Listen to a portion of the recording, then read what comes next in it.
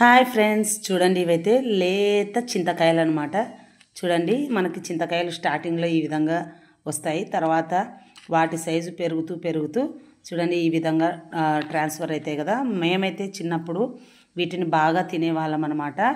ఈ చింతకాయల్లోకి ఈ విధంగా అయిన చింతకాయల్లోకి ఉప్పు పచ్చిమిర్చి వేసి దంచుకొని తినేవాళ్ళము. చాలా ఇష్టంగా, అది పుల్ల పుల్లగా ఉప్పు ఉప్పుగా తింటుంటే ఆ ఫీలింగే వేరుండేదనమాట. మేమైతే చిన్నతనం ఎంజాయ్ చేసామనే చెప్పొచ్చు. చింతపూతతో అది చింత బజ్జీ చేసుకొని కూడా తిన్నాము.